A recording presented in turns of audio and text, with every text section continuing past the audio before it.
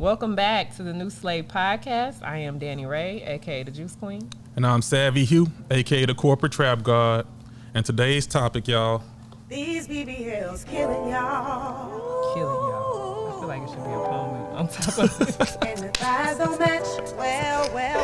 I'm gonna let that cook a little bit longer. These BBLs killing Bring them y'all. harmonies in. Oh, yeah. And the thighs don't match.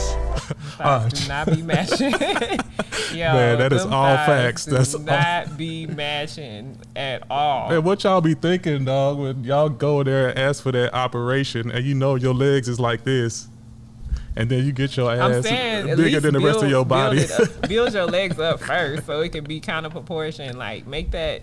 Like, I can see if you hit the gym hard all the time and you was trying to build up your glutes, build up your legs, and you just couldn't get your glutes right. Like, your legs was built up, but your glutes was still, like, if your legs was like this and your behind was flat, then I would be like, okay, I understand. Like, and it was proportion. Like, it was just, but the BBLs be like, bada boom, boom, boom, boom. Like, it just be. It's like a cartoon character. It's like a caricature of It's yourself. excessive. It's too, sometimes. And then the leg like this. The leg like this. Yeah, as a self-proclaimed ass man, there is a such thing as too much ass. There is. Oh, yeah? Yeah. How you quantify that? It's based upon proportion, it's ratio. Mm-hmm. You know, if your body is, again, like this, like a stick, but your ass is like, wow, like, that's not a good look. No. Yeah, that's too much. Or to me, well. So you wouldn't hit? Well, I have well, as far as me, like when it comes to weight and hitting, one of my main constraints is that, like I do have a threshold of the weight, and that threshold is if I can't stand up in it, then I can't. I mean, you're taking away one of my best moves, so I got to be able to stand up in it. Like, yeah, but you said she's skinny with a big booty, so why wouldn't you be able to stand up with that? I probably would be able to stand up, but then like that's probably gonna throw off my equilibrium too. Oh God! Okay. It needs to be properly distributed. You know what I mean? Because it ain't a certain specific weight. It's just a distribution of the weight. Okay. So that's one of my main criterias for me choosing a woman that I would smash. Okay. But you know, we're on BBLs. Let's get into a quick. we on BBLs. Let's get into No, but you know, while we're on BBLs, you know, one thing that's wild to me is like, cause I grew up, you know, around some blessed sisters, you know what I mean, that had like natural. Cause you in the South. We in the South, exactly. That's right. In the H-time, you know That's what I what mean? it Houston, is. Texas, this is the land where that is plentiful. Yeah. Like natural ass and all that kind of stuff. You ain't got to go get no work done. If you want to find that real thing, you can come to Houston, and it's out here in droves. It's a plethora of it. Yeah. You know what I mean? You ain't even got to look to your left and look to your right. And it's natural. It's natural, but Megan Thee Stallion.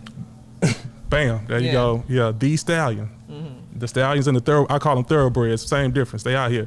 When I was growing up, there were women who had it naturally, right? And they still do. And then now, like some of those sisters are saying, like, people are coming to me and asking me if mine is real or not. You know what? That's wild. That is wild because to me it's so easy to tell which ones are fake and which ones are real. You know, so I think people who are probably asking those questions probably have some inclination that it's real, but are like hoping it's fake. Like, damn, because you really got good genetics, so just maybe that shit is fake. Like, I think that's why they're asking. Like, that's the motive behind that. You know, not because they actually really questioning if they're probably saying to themselves like, that's a natural behind. That's great. That's amazing. That's unfortunate for me that I can't have that type of natural behind. That's probably what they're thinking. Yeah. Right? So they're really looking for confirmation for her to be like, oh yeah, it's fake. Maybe, you know, maybe it's a conversation starter or something. But you know, it's not. That would be so weird to me if somebody came up to me and was like, is your ass fake? I would be like, what? What are you talking about? I know, right? Yeah, Huh? I can't imagine being on the receiving end of a question like that. Am I fake in any way, shape, or form? But you know, the thing is, like, kind of where I'm struggling with the whole BBL, because I understand people want to get work done on their bodies. I mean, people have been getting breast jobs since forever, right? I think that's kind of more normal. I guess where we are with that, it's just kind of like just more acceptable, and the industry has kind of stabilized around breast jobs, where you don't even think twice about it as much. I think maybe we're not on that learning curve yet with BBLs. Cause there's a difference here. Well, let's be clear. There's a huge difference between like a boob job where you're getting a foreign body implanted into your chest, then something like BBLs. And the reason why is because your glutes is a muscle, right? And if you know anything about a muscle, you know you can build a muscle. You cannot build breast tissue. You can't.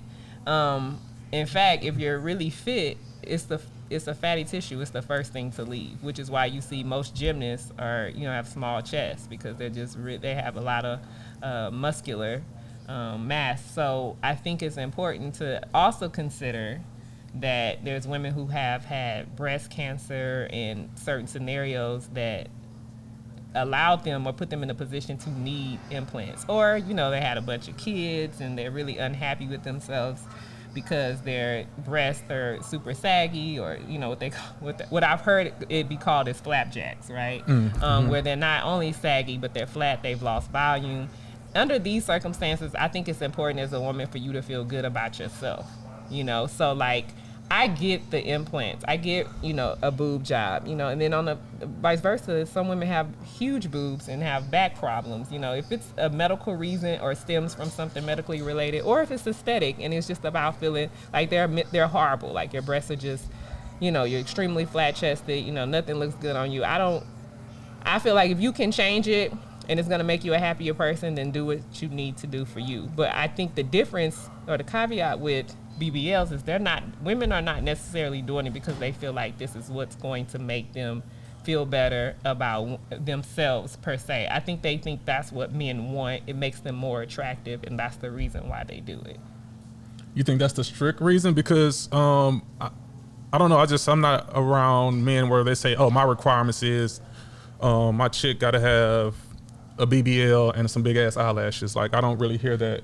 No, because what man would say that? Like, men are like visual, right? Yeah. Like, you can be around a guy and he could just, think, just about another, like, in reference to a woman, oh, she's beautiful, she's this, and that. Mm-hmm. And then see her another time and she took off lashes and all kind of stuff, and then they'd be like, oh, not even recognizing her. You know what I mean? I'm not trying to say men are dumb, but a lot of that get missed. You know what I mean? It's just not... men are not real detailed like that. So, of course, no man's going to be like, oh, she needs to have a BBL and long lashes or anything like that. They can't put, a term to each thing. They're just like, oh, she looks good or she fine, and that's it. It's not much thought past that. So what women want is that same reaction. Oh, she fine, or she a stallion. They want that same type of excitement from men that they would give to a woman who has a stature like that. Yeah. So no, it's not a conscious thing where men are saying, oh, she needs to get a BBL. No, not at all. They don't care how you got it, where it came from. These men who really like it's a body type that these men are attracted to. Okay, so you're saying basically women are doing it for, to me, I think it's ultimately right. They want to be noticed and validated by men. So to me, like, it feels like a play for attention or whatever, but there are some people who go too far with it, right? Oh, and yeah. So there actually, I've seen incidences where women who naturally have ass, they go and get more enhancement, more of it looks, it just looks, they look way worse than what, God already gave them, what they already started out with. Yeah, that's like women, though, who you see with super manageable, long hair, curly, whatever, and then they just, get excessive amount of extensions. Now they ain't got no hair on the side of their head. They just do all this stuff to try to enhance the look when they already have, they had thick, wavy, nice, whatever, manageable hair, right? They already had what people are trying to assimilate, or buy aesthetically to look like. They already have that, and yet they still try to do things to enhance. To me, that's just some internal insecurity, right? And that's have manifested in a way that's clearly obvious that there's something that you are lacking within yourself.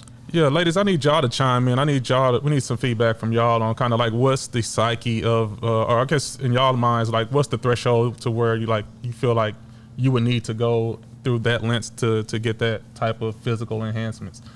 Because to me, I'm trying to figure out, more so from like a BBL is now technically considered one of the highest risk type of operations or type of cosmetic surgeries that you can have, right? So 1 in 3,000 women are died, but basically from a recent article or study that I saw. And it's probably more than that because there's so many that will go out of the country to, some podunk doctor who will do it for the low because they don't want to pay the prices, in the States to have it, done by, board certified physicians, right? So they're looking for a cheaper alternative. And I don't know why anybody would want to play with their life like that, but it can't be that serious. It just cannot. Yeah, if I'm risking fatality for something that's not essential, like I can't wrap my head around it. I mean, how many cautionary tales do we need? And the reality is that even when you get it here in the States, it's still a risk.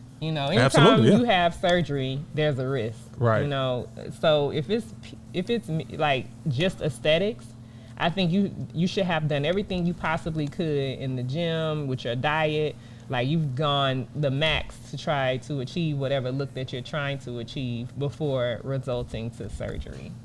Right. And so let's kind of just kind of capture like what a BBL is as opposed to like, people have silicone injections. So I did pull a definition of BBL, or Brazilian butt lift is what BBL stands for. So the Brazilian butt lift is a gluteal fat grafting procedure that utilizes excess fat collected from other areas of the body to add buttocks volume and projection and or perfect overall shape and symmetry. So basically you're transferring fat from one section, like maybe your stomach or your waist or whatever, into your ass. And the important thing to note with BBL is that you actually have to have the fat elsewhere to be able to transfer it. So when you hear about women doing like silicone or butt injections and stuff like that, that's usually women who do not have fat somewhere else that they can put in their glutes. Right. So they have to, utilize again some foreign bodies to enhance, their figure. And the problem with that is, anytime you enter something foreign into the body, your body can reject it. Yeah, I mean, look at for instance, Kanye's mother, Donda West. She died behind getting some procedures, right? I think her situation was different. She's an older woman. She had some health concerns. Some other doctors had said no, actually, who wouldn't do it, and the one that she found, this was the outcome. So I think that. I don't know what her health conditions were. I don't know if it was high blood pressure or other cardiac issues. I just know she had some other health concerns, and it was already a high risk operation. And so that's a little different. But if you take, there's several stories, I see them on daytime television all the time. I remember reading about Drika Gates. She posted on her Instagram. She just had her implants removed. Probably like a year or so ago, I'm not sure. But she said she was sick all the time, and she couldn't figure out why she kept getting sick. And she had done some research, synced her symptoms with some things she had found on the internet, and decided, her implants was causing a lot of her ailments. And then when she got rid of her implants, she, got better. She didn't have all of the issues she was having prior when she did have the implant. So. You've seen women who, don't. I have my best friend told me about someone she knows personally who went to Mexico and didn't come back home, so alive. So this happens. Oh yeah, often. a lot. Actually, it's happening a lot more often recently. There's been like 3 or 4 sisters I've seen over the last couple of months.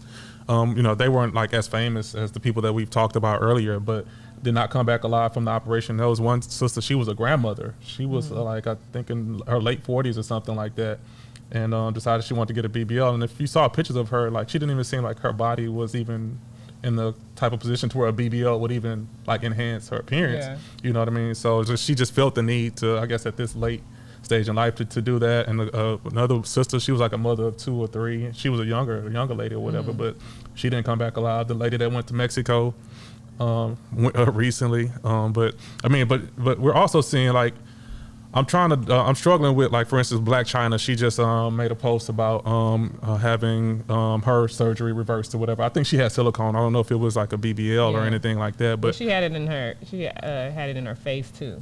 Okay. She had a lot of stuff. Yeah. So I mean, shout out to her for at least kind of publicizing. Hey, y'all.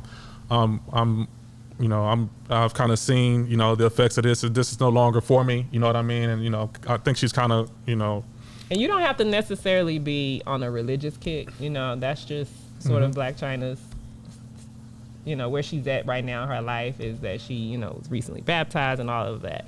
I don't want people to think, oh, that's where you have to be with it. You could just decide, hey, I want something better for my overall wellness. Like, I don't want to risk having issues later on down the line. Also, silicone has like I know for implants, it has like a 10-year lifespan. Mm-hmm. So right? you got to keep going back. So you got to keep a maintenance on it, and Mm-hmm. you got to ask yourself in 10 years, you don't know where you're going to be financially. You don't know where you're going to be health wise. You may not even be in a position to be able to do anything about it from a surgical standpoint.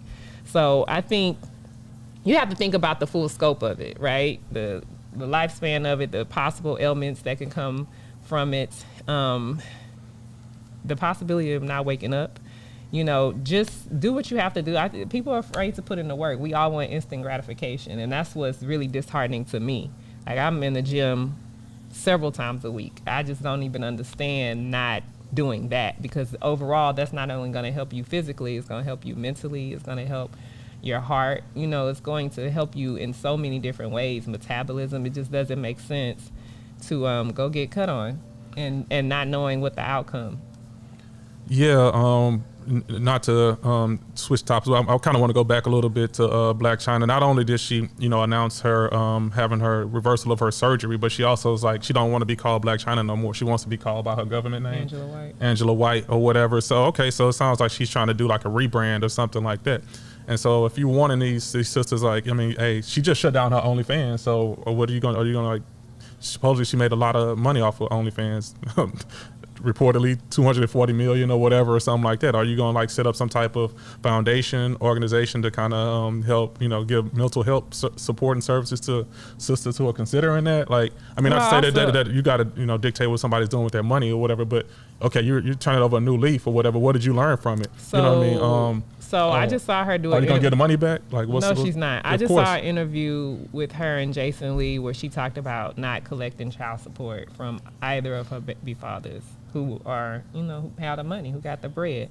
So I don't see Blac Chyna just giving up all the money she made on the OnlyFans, because how would she sustain herself? It's just not. Yeah, that would be ridiculous, but I think she could definitely use her influence and maybe some of her resources to kind of help other younger women who may be.